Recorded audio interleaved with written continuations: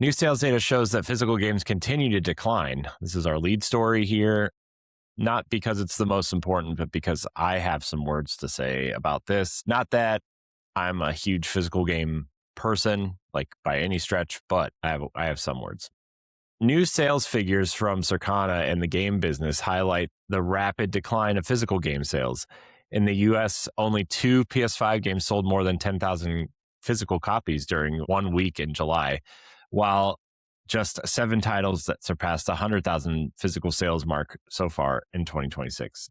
The trend is similar in the UK, where around 1,000 copies was enough to reach the top 10 physical sales charts. The data reinforces why major publishers, including Sony, are moving towards digital-first future despite continued demand for collectors and physical media fans. Yeah, I mean, that makes sense, but also when 90% of the games that have come out in July were physical or for digital only, they're not going to sell physical games. So, you know what I mean? I mean, what was the biggest game that came out in, I mean, it's still July. I don't know why it says during 1 week in July, but like, you know, that like, I don't know, man, like I understand, especially younger generations want the digital stuff, but like a lot of the games that came out this month were digital only. I mean, Splatoon is a physical game, right?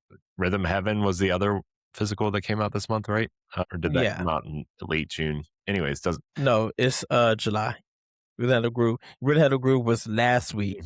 And then Splatoon Raiders was this week. And then I don't know if people remember them saying this right before the Switch 2 came out, but every game on a Switch 2 key card is counted as a digital sale. Yeah.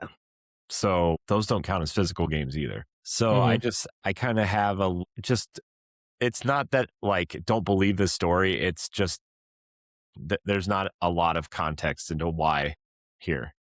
So it feels like the story was used to showcase that Sony was right about their decision. I mean, to be fair, like, yeah, digital sales have grown and they have passed physical sales by a large number. But I think the percentage is a little bit unfair, not completely unfair, just a little bit, because if your game doesn't have a physical version, then it's not going to sell a physical copy.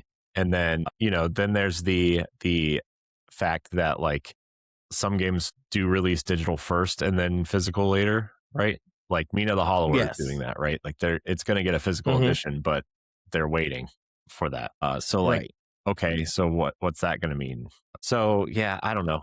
I think a better way to measure the percentage of these games would be to take the games that have physical copies and then compare the physical sales versus the digital sales, right? Yes.